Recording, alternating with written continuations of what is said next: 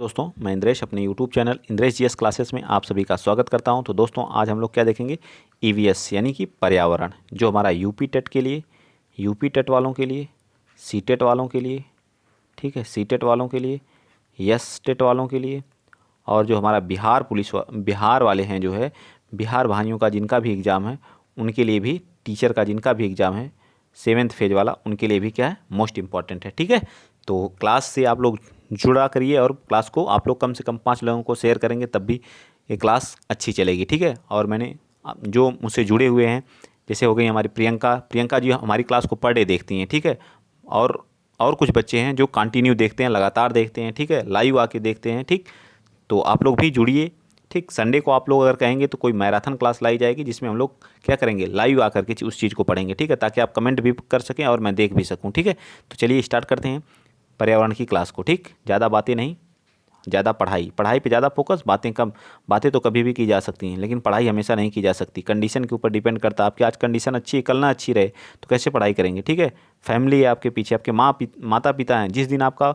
अगर आप जिस दिन नहीं पढ़ने की इच्छा करती है, एक बार अपने मम्मी को क्या करिए, मम्मी को कॉल करिए। ठीक है, मम्मी को कॉल करके उनके चेहरे को देखा करिए और सोचा करिए कि ये चेहरा, मम्मी पापा का चेहरा कैसे कैसे मुझको इस तरह से यहाँ तक ये लोग पढ़ाते हैं, इनका भी कोई एम है, लक्ष्य है कि मेरा बेटा या मेरी बेटी कुछ ना कुछ बनेगा एक दिन, जो और मुझे भी आराम मिलेगा। ठीक है, कितना संघर्ष करने के बाद आपको एक एक रुपये देते हैं पढ़ने के लिए। जो जो लोग शहरों में रहते हैं, चाहे इलाहाबाद हो गया, लखनऊ हो गया, या कहीं भी रहते हैं, दिल्ली रह के पढ़ते हैं, अपने घर से अपने ज़िले में रह के पढ़ते हैं, जो है तो रूम का भाड़ा, खर्च, इन सब चीज़ों को अपने दिमाग में लेकर के पढ़ा करिए। ठीक है, तो उस दिन आप बिंदास पढ़ेंगे और हर चीज़ आपके दिमाग में। अब फालतू की चीज़ों पे आप लोग कभी भी मत सोचा करिए। ठीक, चलिए स्टार्ट करते हैं। आज का पहला क्वेश्चन, नीचे दिए गए सभी जानवरों में निम्नलिखित में से कौन सी विशेषता पाई जाती है। तो छिपकली है। ठीक है, छिपकली हो गई, छिपकली, गौरैया। ठीक है, गौरैया हो गया। और क्या है, कछुआ। और क्या हो गया, सांप हो गया। ठीक है, ये हमारा क्या हो गया, सांप हो गया। ये सभी क्या करते हैं बताइए, ये सभी क्या करते हैं, अंडे देते हैं कि नहीं। गौरैया क्या करती है, अंडे देती है। छिपकली क्या करती है, अंडे देती है। कछुआ क्या करता है, अंडे देता। सांप क्या करता है, अंडे देता। सांप तो देता है। ये जहरीले होते हैं, जहरीले। छिपकली जहरीली, गौरैया तो जहरीली नहीं होती है। ये तो ऐसे कट गया। ठीक, ये भूमि एवं जल दोनों में रहते हैं। तो भूमि एवं जल तो आकाश में चिड़िया क्या रहती है, गौरैया तो आकाश में भी रहती है। ठीक है, इनके शरीर पर सल्क से ढके रहते हैं। क्या ऐसा है, सल्क से ढके रहते हैं? बिल्कुल गलत बात है। ठीक है, तो राइट आंसर क्या आ जाएगा, ए पार्ट हमारा क्या आ जाएगा, ए अंडे देते हैं। राइट आंसर क्या हो जाएगा, ए पार्ट बिल्कुल सत्य हो जाएगा। चलिए नेक्स्ट चलते हैं। क्वेश्चन नंबर आप बताएंगे कौन सा, 122। ठीक है, 122वां क्वेश्चन बताइए। चलिए बिजबिल हैं, सारे ऑप्शन बिजबिल हैं। ठीक है, नेक्स्ट बताइए, प्राथमिक स्तर पर पर्यावरण अध्ययन के शिक्षण में कहानियों और कविताओं का प्रभावी ढंग से उपयोग किया जा सकता है। पर्यावरण अध्ययन में इनके उपयोग का मुख्य उद्देश्य है। इनके उपयोग का क्या है, मुख्य उद्देश्य है, इसको बताइए।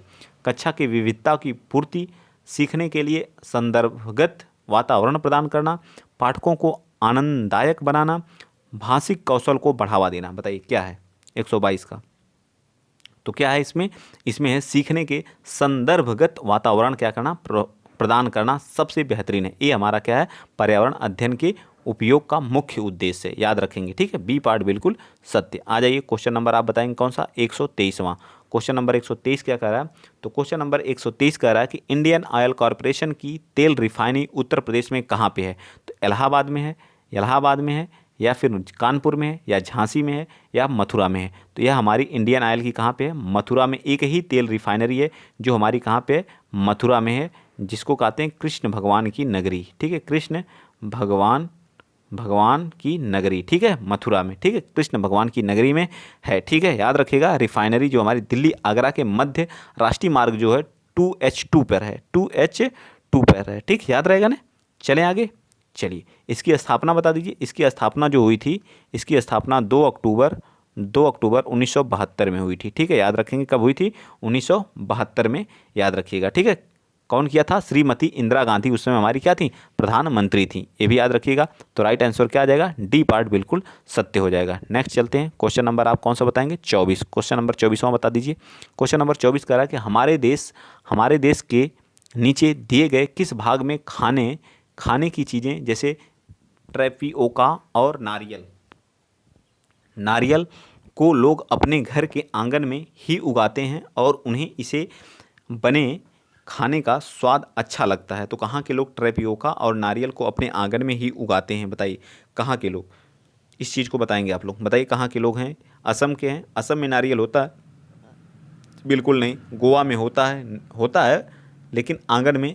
तो कहाँ पे होता है? केरल में। ठीक है, केरल में। केरल की राजधानी कहाँ है? तो केरल की राजधानी तिरुअनंतपुरम है। ठीक है, यहाँ पे कहाँ पाया जाता है? पेरियार वन्यजीव अभ्यारण्य पाया जाता है। ठीक है, पेरियार वन्यजीव अभ्यारण्य। ठीक है, वन्य जीव अभ्यारण्य पाया जाता है। ठीक है, वन्य जीव अभ्यारण्य पाया जाता है। यहीं पे एक पंबा नदी है। ठीक है, पंबा नदी को केरल की क्या कहा जाता है? गंगा कहा जाता है। ठीक है, पंबा नदी को केरल की गंगा कहा जाता है। और केरल में ही जो है क्या है? वाटर मेट्रो अंडर वाटर नहीं, वाटर मेट्रो चलाई गई है। अभी हाल ही में इसका प्रधानमंत्री मोदी जी ने क्या उद्घाटन भी करके आए हैं। ठीक है, हमारे प्रधानमंत्री माननीय मोदी जी ने इसका अभी हाल ही में क्या किया है? उद्घाटन। एक करंट अफेयर का है तो याद रख लीजिएगा, शायद पूछ ले। ठीक, चलिए, तो केरल हमारा क्या जाएगा? बिल्कुल सत्य हो जाएगा। नेक्स्ट चलते हैं, क्वेश्चन नंबर आप बताएंगे 125। कक्षा 5 के शिक्षार्थियों में जिज्ञासा मतलब क्यूरियोसिटी जागृत करने का निम्न में से सबसे प्रभावी तरीका कौन है? लिखित कार्य में उन्हें अधिक अभ्यास देना, अक्सर अक्सर इकाई परीक्षणों का आयोजन करना, गहन जांच परख और कल्पना परख प्रश्न पूछना, अधिक हस्तपरक अनुभव प्रदान करना। तो राइट आंसर क्या आ जाएगा 125 का? तो राइट आंसर हो जाएगा गहन जांच परख और कल्पना परख प्रश्न पूछना सबसे सटीक आंसर होगा। तो राइट आंसर हमारा क्या आ जाएगा? सी पार्ट बिल्कुल सत्य हो जाएगा। आ जाइए, क्वेश्चन नंबर आप बताएंगे कौन सा? 126वां क्वेश्चन पूर्ण रूप से विजिबल है और बहुत ही परफेक्ट है। आज कोई दिक्कत नहीं, कभी कभी ब्लर हो जाता है लेकिन आज पूर्ण रूप से विजिबल है, सबको विजिबल होगा। ठीक है, इनमें से किस फसल का ज्ञान वैदिक काल में लोगों को नहीं था? बताइए, वैदिक काल जो हमारा था उस समय उन लोगों को इसका ज्ञान नहीं था। जौ का तो था ही, जौ था। ठीक है, गेहूं का भी था, गेहूं भी लोगों को पता था। ठीक है, चावल भी लोगों को, चावल के भी बहुत सारे साक्ष्य मिले लेकिन तंबाकू का कहीं साक्ष्य नहीं मिला। ठीक है, तंबाकू का जो ज्ञान वैदिक काल के लोगों को नहीं था। ऋग्वेद में एक ही अनाज जिसको बोलते हैं यव अथवा यव, इसको ऋग्वेद में क्या कहा जाता है? यव कहा जाता है, जिसका नाम आज क्या है? जौ के रूप में जाना जाता है, उल्लेख था। ठीक है, उत्तर वैदिक काल में क्या अतरंजी खेड़ा से जौ और चावल और गेहूं के अतरंजी खेड़ा से उत्तर वैदिक काल में इन तीनों के साथ कहाँ से मिले? क्या हो जाएगा? अतरंजी खेड़ा से इनके क्या मिले हैं? साक्ष्य मिले हैं। ठीक, तो इसका राइट आंसर क्या आएगा?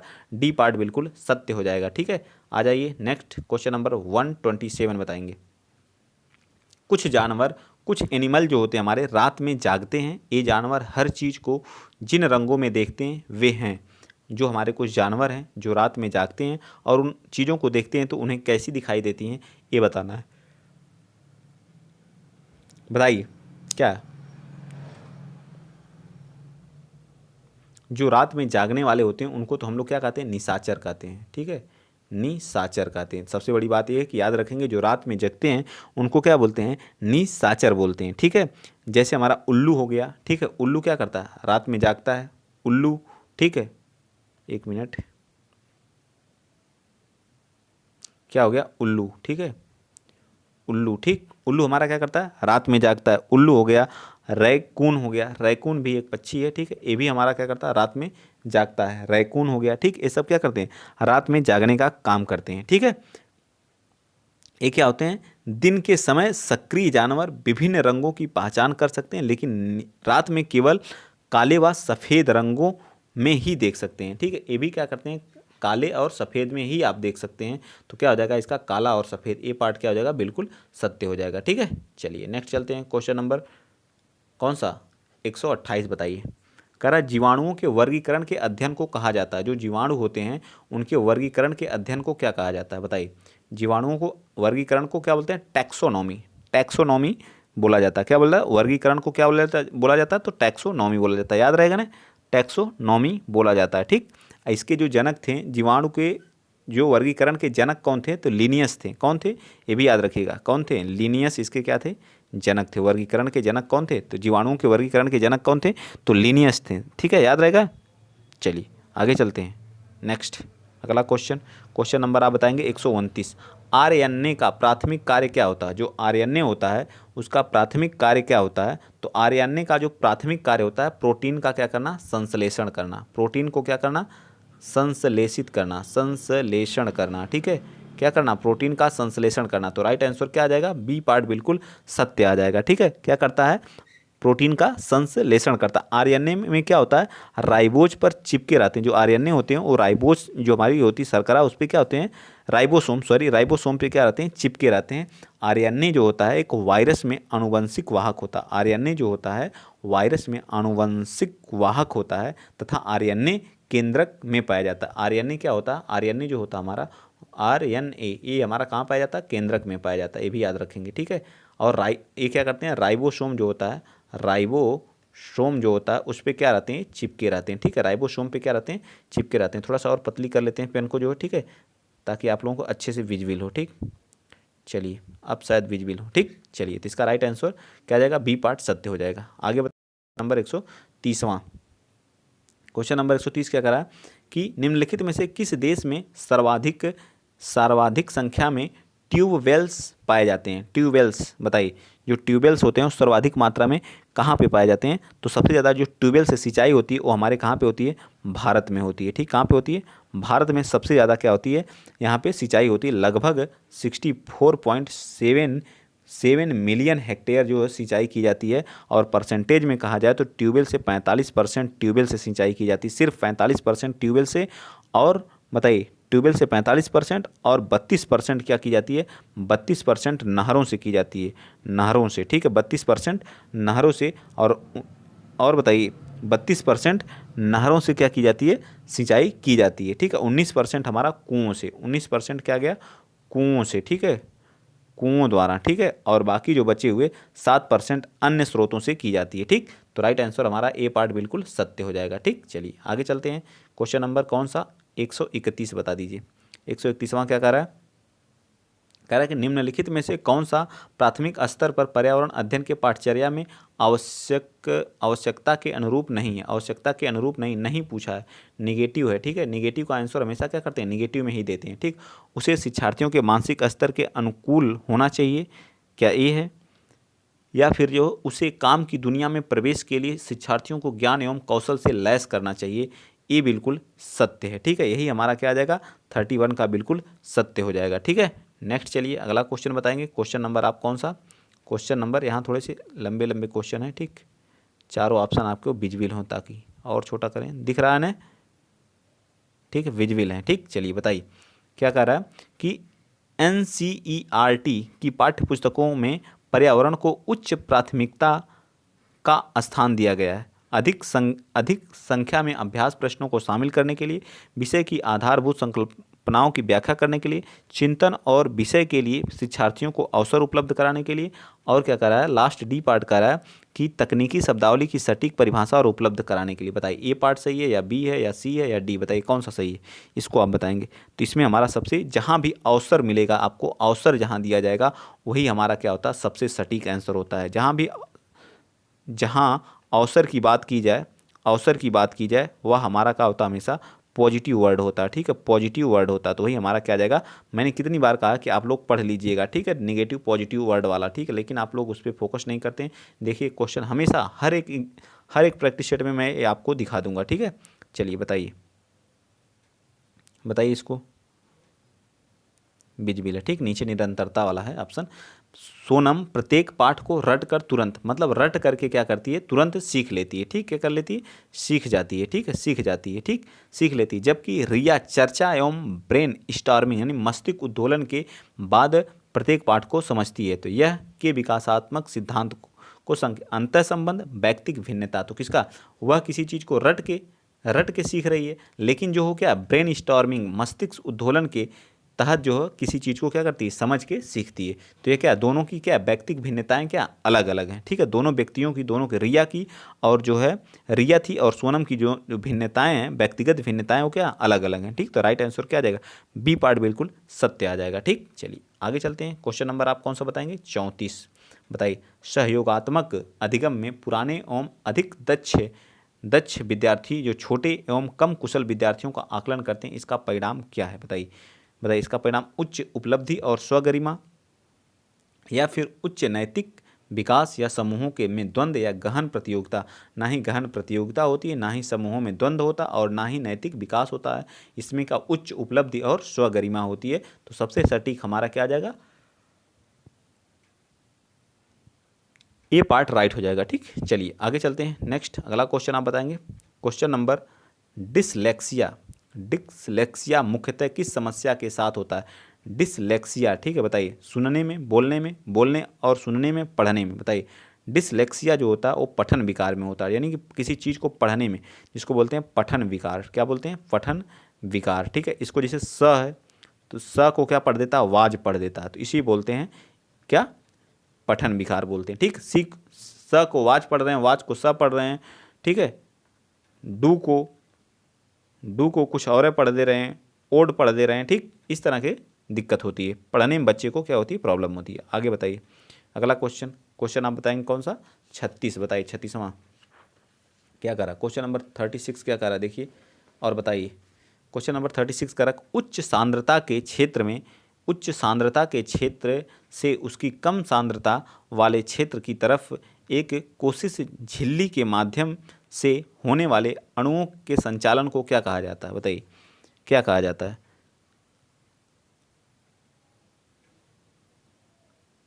उसे क्या कहा जाता है बताइए? तो उसे कहा जाता है सक्रिय आवागमन। क्या कहा जाता है? सक्रिय आवागमन कहा जाता है। सी पार्ट सत्य हो जाएगा। नेक्स्ट बताएंगे आप लोग। रेखा की माँ के लिए रोजाना तालाब से पानी लाए पानी में फिटकरी डालती है। डेली क्या करती है? फिटकरी डालती है। तो कठोर जल को मृदु जल में परिवर्तित करती है, या फिर जो पानी में मौजूद रोगाणुओं को खत्म करती है, पानी को रंग रहित करने, हल्के निलंबित अपद्रव्यों को अवसादित करने। ठीक है, बिल्कुल सत्य बात है। तो डी पार्ट हमारा क्या आ जाएगा? बिल्कुल सही हो जाएगा। ठीक है, चलिए आगे चलते हैं। नेक्स्ट क्वेश्चन नंबर 38 बताइए।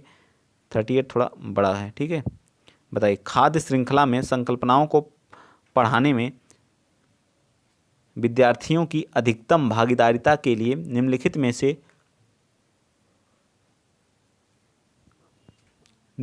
से कौन सी शिक्षण व्यूह रचना सबसे प्रभावी है? जीवों के प्ले कार्ड के बनाना और क्या करना?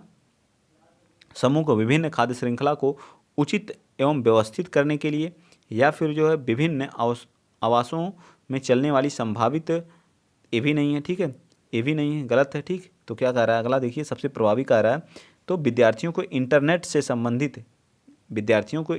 संबंधित जानकारी एकत्र करने के लिए कहना सबसे सटीक है। ये भी हमारा श्यामपट वाला भी गलत है। ठीक, तो सी पार्ट क्या हो जाएगा? बिल्कुल सत्य हो जाएगा। ठीक है, बस 1 मिनट आप लोग थोड़ा सा रुक जाइए, बता दीजिए, आगे चलिए। ठीक, अगला क्वेश्चन नंबर आप बताएंगे 39, 139 बताइए फटाफट।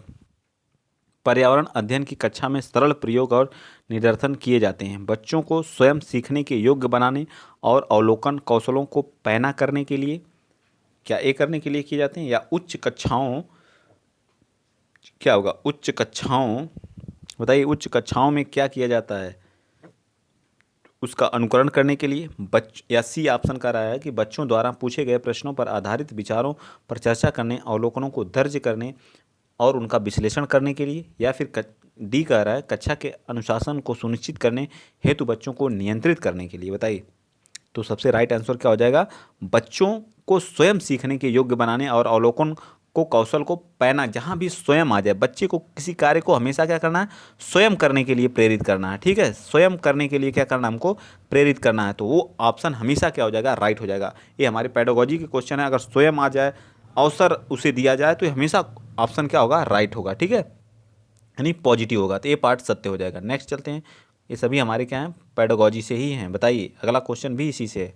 दत्त कार्य, मतलब दत्त कार्य जो होते हैं के संबंध में निम्नलिखित में से कौन सा कथन सत्य है? दत्त कार्य या इसी को गृह कार्य बोलते हैं। ठीक है, दत्त कार्य या इसी को गृह कार्य बोलते हैं। प्रतिदिन विविधता और अभ्यास कराने के लिए कक्षा कार्य में फिर गृह कार्य के रूप में दत्त कार्य देने की आवश्यकता, ये सही है। या फिर जो दत्त कार्य आकलन का एकमात्र तरीका है। दत्त कार्य बच्चों को सूचना खोजने, अपने विचारों के निर्माण करने और उन्हें उच्चारित करने का अवसर देता है। मैंने कहा नहीं, जहाँ अवसर की बात की करे, बच्चे को खोजने, स्वयं को खोजने की बात करे, ठीक है, तो वो हमेशा ऑप्शन क्या हो जाएगा? बिल्कुल सही हो जाएगा। ठीक है, तो ना ही ए है, ना ही बी है, ना ही अर्थात हमारा सी पार्ट क्या हो जाएगा? अवसर देखिए यहाँ प्रदान कर रहा है कि नहीं?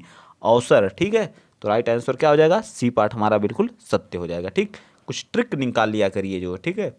चलिए, ये भी हमारा पेडागोजी से ही है।